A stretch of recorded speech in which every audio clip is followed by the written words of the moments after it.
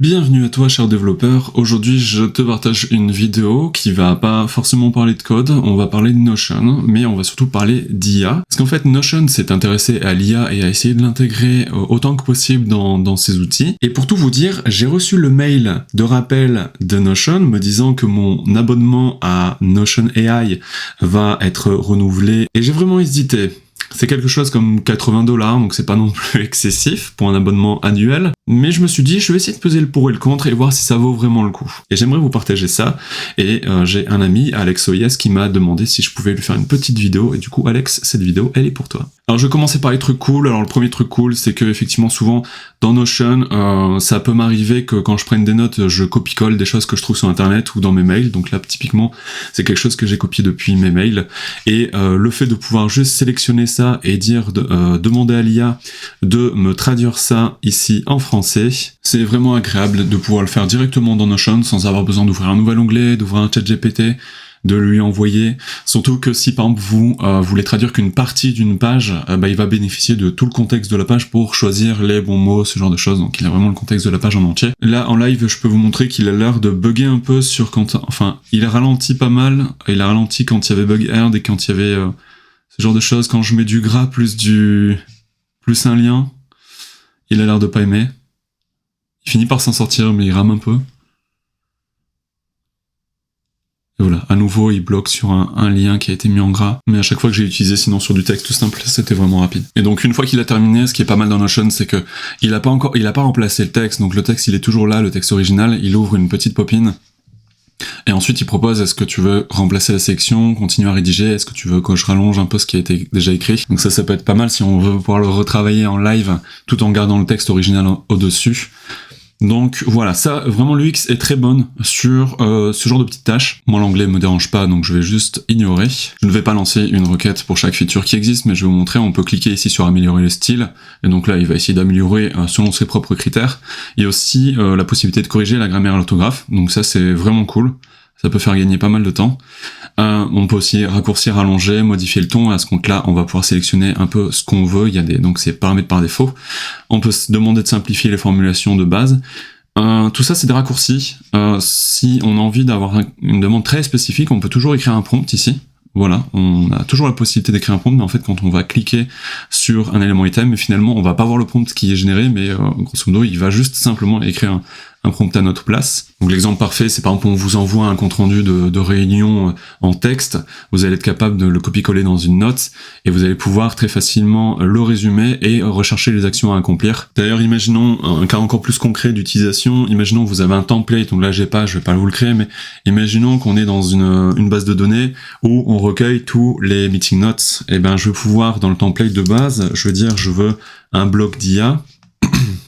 Donc là, je vais marquer IA et je vais avoir ici un bloc résumé. Et ici, à partir de là, quand j'aurai copié-collé mon texte, je vais pouvoir cliquer sur ce bouton et il va me générer le résumé. Donc là, je peux vous montrer.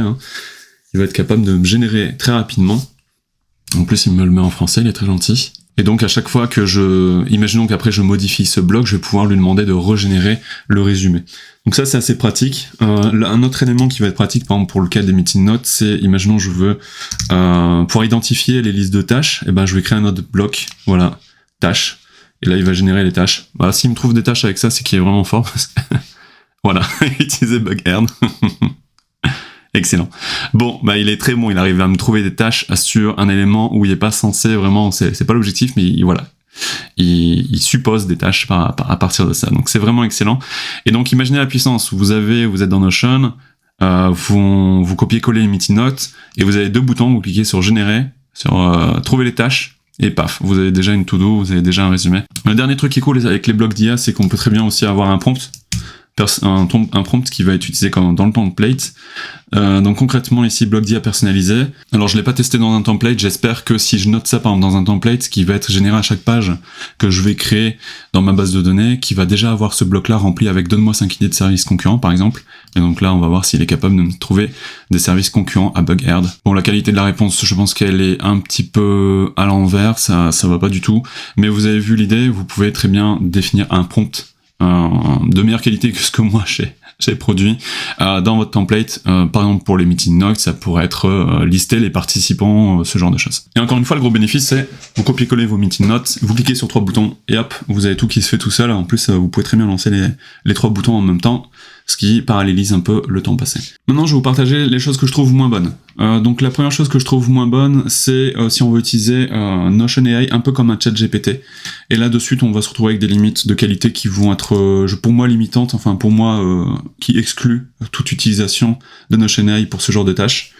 Donc par exemple, imaginons donc le raccourci dans Notion pour ouvrir l'AI une fois qu'on l'a, c'est juste de taper espace, et là je vais par exemple, voilà, article de blog. Donc rédige un article de blog à propos de Notion AI. Donc là, il va falloir que j'écrive un prompt de qualité. Bon, j'ai un peu la flemme, je suis désolé, hein, j'ai un peu la flemme d'écrire un vrai prompt pour rédiger un article de blog. Donc je vais juste me baser là-dessus, juste pour vous montrer un exemple. Donc forcément, vu le prompt que j'ai fait, ça va pas être terrible. Alors là, je suis en train de lire ce qu'il m'a généré. Là, je vois, il me dit que, par exemple, si vous notez un rendez-vous, l'IA peut automatiquement l'ajouter à votre calendrier. Je l'ai pas vu, ça. Après, c'est peut-être par rapport à Notion Calendar que je dise pas. Toujours se méfier des réponses des IA. Donc là, clairement, il s'est perdu parce que là, il me présente Notion AI, mais en fait, il me présente Notion. Il me parle des fonctionnalités de Notion et non pas les fonctionnalités de Notion AI. Bon, bref, avec le prompt que j'ai fait, forcément, ça pouvait pas être de bonne qualité. Mais c'est là où, justement, je veux en venir. Comme je vous dis, j'ai la flemme d'écrire un prompt de qualité, surtout parce que je sais que pour rédiger un bon article, il va falloir énormément de contexte. Et comme je suis un peu fainéant sur les bords, moi, quand je veux faire ce genre de choses, j'automatise.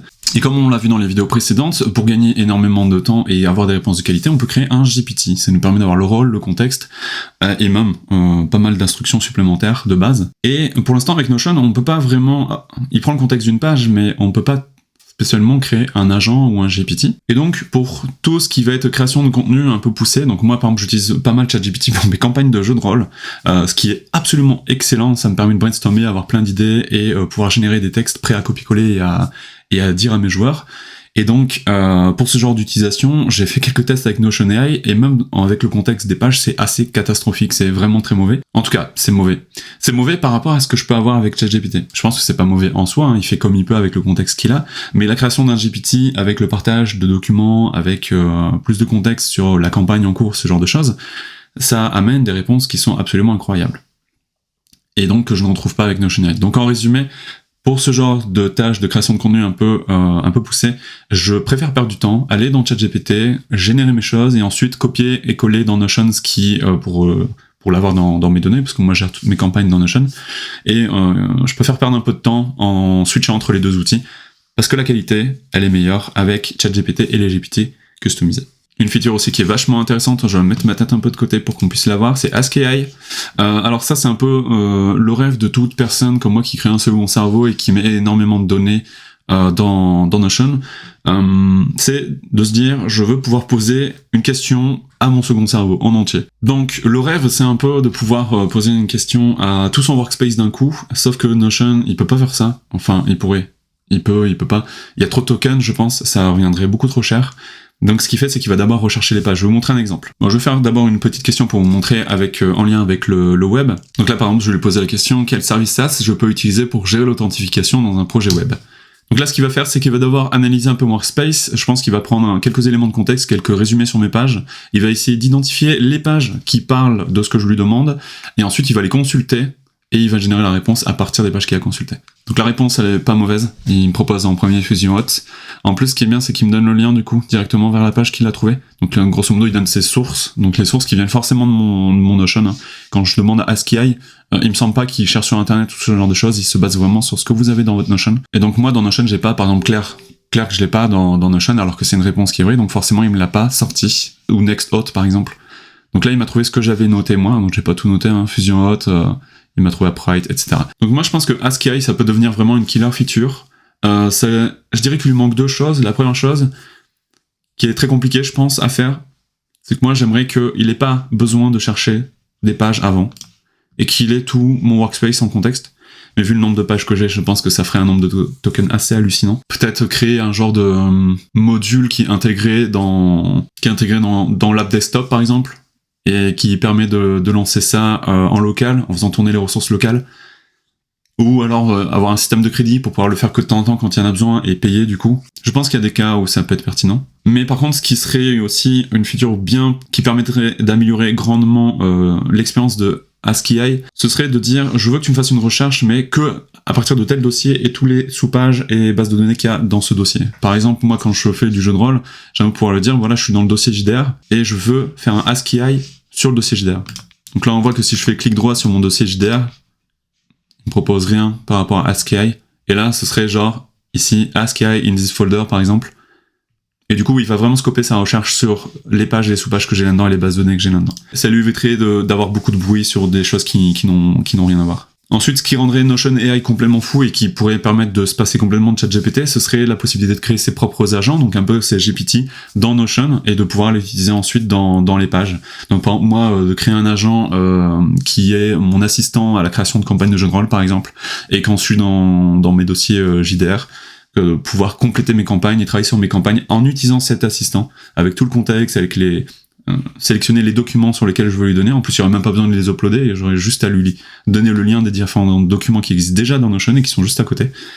Donc ça, ce serait vraiment une feature assez incroyable, et je pense que le jour où Notion propose ça, j'aurais beaucoup moins de raisons d'utiliser ChatGPT et les GPT, vraiment. Donc voilà pour la petite démo sur l'utilisation de Notion AI. Moi, ma conclusion, c'est que j'ai souscrit parce que pour l'instant, tout ce qui est traduire, changer le ton, ce genre de choses, bah, ça me fait gagner quand même un petit peu de temps. Et pour 7-8 € par mois, le temps, même si j'y gagne que quelques minutes par jour, bah, c'est toujours ça de prix.